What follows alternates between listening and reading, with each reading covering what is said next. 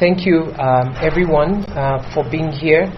And just a very quick word is I want to show, first of all, my appreciation to all of you journalists, because I know that you did a lot of coverage. As a fellow journalist, you must understand it's very strange for me to be on this side of the camera, but I thank you very much. Yesterday, I left home to go to a hair salon and spa just to have my hair done, which unfortunately won't be able to see much after the tussle. But once I reached there, I was finishing up when I saw a lady that I noted came in very quickly, was wearing a mask and went out. But I didn't think much of it. One of the things that I did, and usually I do, is I keep in touch with my husband to keep him up to date where I am. So I updated him that I'm about to leave. And I called through the little app, I called a ride. The person arrived but was not able to get inside, and the place was called Chaka Place.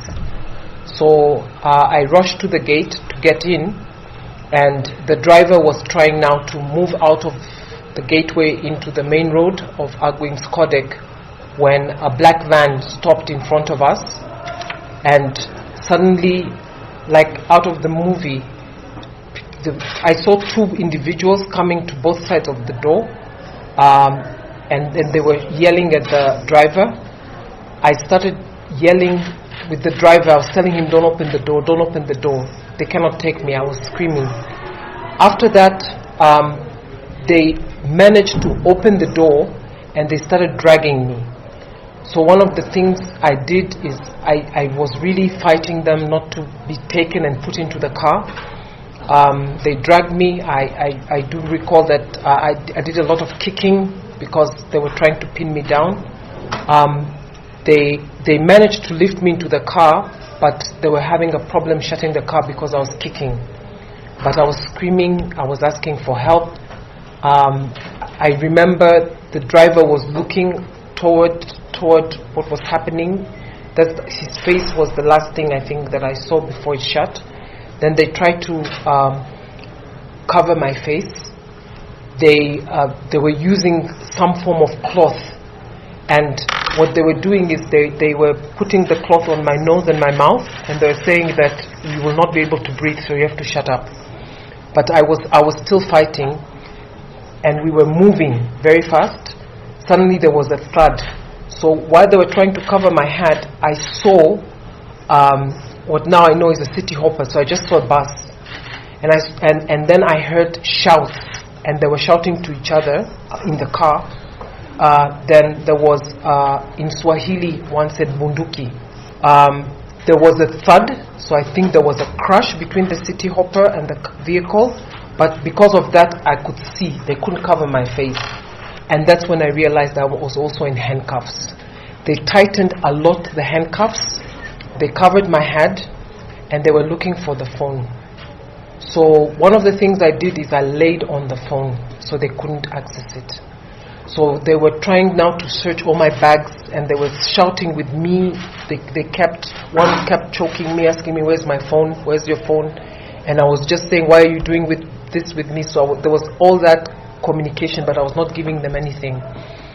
After a while, because they were also tossing me, they sat on my leg, because I was kicking. I wanted to kick out the window, so I was kicking them. I kicked one of them on the other side, and that's when I realized he was the one who had the handcuffs. He tightened a lot the handcuffs. It was really hurting me. And they finally found the phone. When they found the phone, they were very happy. They were eager, and they were telling me to give them the PIN.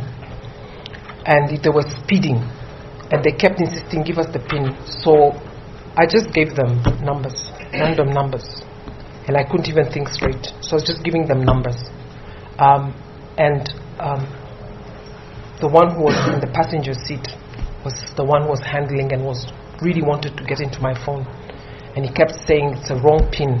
get her to give me the pin. So every time they wouldn't be able to get the pin, they would try to choke me and pull on my handcuffs until I felt my hands were going numb.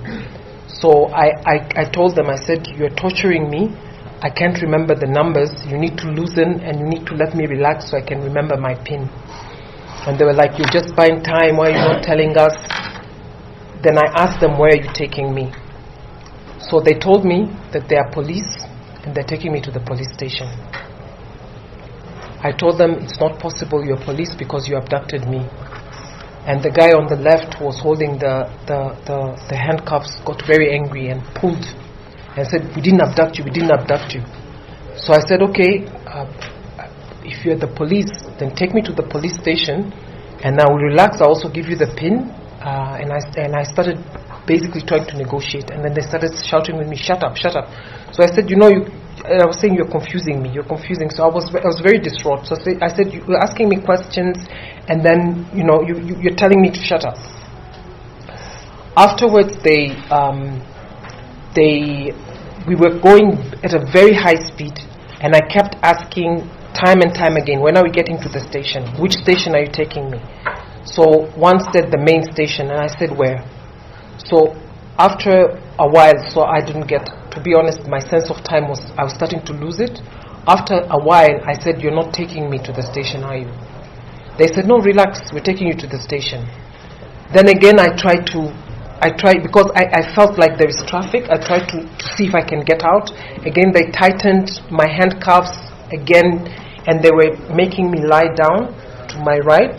The guy who was holding me like that, the guy on the other side was holding the handcuff, was pulling my handcuff and sat on my legs. So I was begging them, don't sit on my leg because now you're hurting me and my back. So it was becoming, as we were going, they were becoming more and more rough.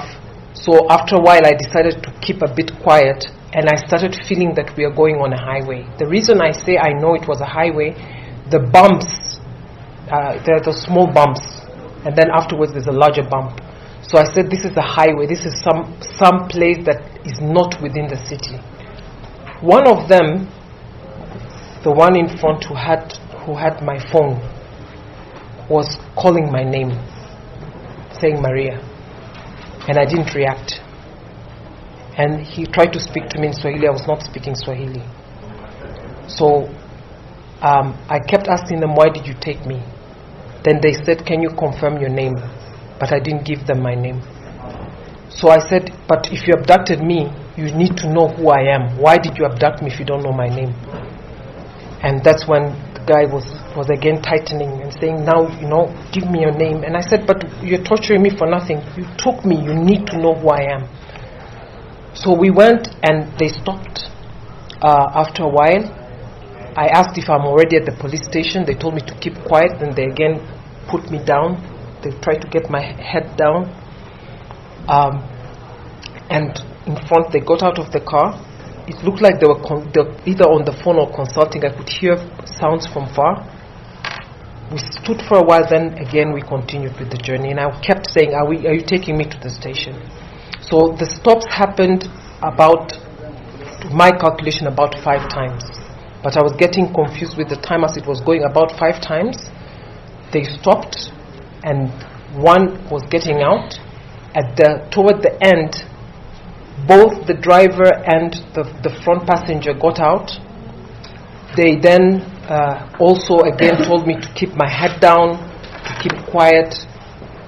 Then the person from one side, and I don't know who it was, came to talk to the person who was holding me, whispered. I couldn't hear what they were whispering, and he covered my head with a jacket.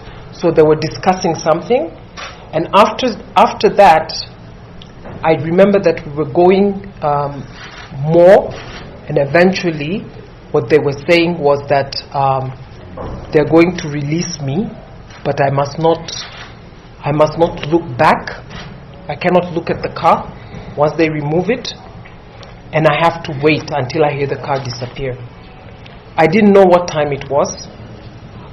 When I stepped out of the vehicle, I had to wait until at the door until they took it off. It was very tight. They took it off and I didn't turn. I was very scared. what was for me very evident was they gave me the bag, the huge bag that I had, which had my salon things like my hair stuff and whatever, and I was very scared. I was clutching it, but in the struggle I also managed to get my small wallet which had my ID, and I was so keen to keep my ID. So they couldn't find it, but when they gave it to me later after they had left, I realized they'd taken my phones. And when I started off, the only thing I knew was I have to walk toward, because it was a very dark place, it was already dusk, and it was a rough road. So I walked until I got to what looked like a main road, and I judged from the vehicles that the vehicles were coming from that side. So I decided that's probably where a lot of people are. So I started walking. So I walked for a while. It was getting very dark. There was no pavement. It was just beaten path. When I reached to a certain point, I saw some vehicles. I ran up. I asked one of them if it's an Uber. They said that they have a passenger. I walked furthermore, and then I just saw 2 cars parked, and then I got into that vehicle, one of them, and I gave them where I live. So I asked him to take me, and then I went. One of the things that I was very scared of when they dropped me is that I felt that they were watching me. So I couldn't prove it, but I felt like they let me go, but they were watching what I would do, because one of the things they said is, do not talk to anyone, but go home. And what for me was good was in that small wallet that I had Kenya shillings. It was 2,050 Kenya shillings that I had. So when I got into the Uber, I didn't have a phone. I just asked the Uber driver, how much should I give you? He said, give me 1,000. So I didn't have anything to say. I just gave him the 1,000. I got there. By then, nobody was at home. So I didn't have my phones. I managed to open my laptop. And on my laptop, I was able to make a phone call. First to my husband, and then to some of the other people that I tried to reach. And then that is when Amnesty and everybody else came. And of course then they started the arrangement for everything.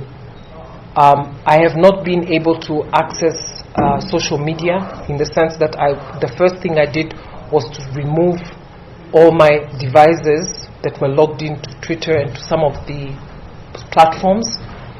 I am sure that part of the abduction was to get access to my devices and to get access to the activities that I do online, which include, of course, sometimes doing whistleblowing, but also doing a lot around abductions in Tanzania.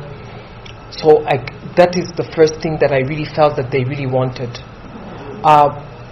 The other thing that I really felt was that, and I even actually commented to them, although they didn't answer, is they were taking me outside Nairobi, but they were taking me across the border. And I told them, and they asked me, why are you scared to go across the border? And they say, so you know you've done something wrong. I said, I have not done anything wrong. Then they asked me, then why are you scared to go? Why do you think that you will have trouble? I told them, it's because I'm a loudmouth. That's what I told them. So they were evading questions, but my conviction is that at least one person was constantly speaking to me in Swahili. So for me, that was one indication. The other indication was my devices was of very keen interest for that one individual to gain access to. So my conclusion at the end of the day is that this incident is straightforward an incident that is targeting what I do for Tanzania. And definitely I feel that this could not have been the way it turned out without public pressure. One of the indications that I got was I was asked whether I have a husband. So I immediately knew that there was something that relating to my husband that they suddenly are interested. The other question that I got was, what do I do exactly? But every time I wouldn't answer, I would tell them that when you abducted me, what information did you have about me? And they really didn't like the word abduct. So they kept telling me, we did not abduct you. And I said, what you're doing is abduction. I didn't get to see their faces. There's one of them, I know that when they were taking me, I looked into his face, but he was wearing a mask and a cap. I saw on his eyes. The others I didn't see. But I think my sense tells me that they were younger, based on the voice,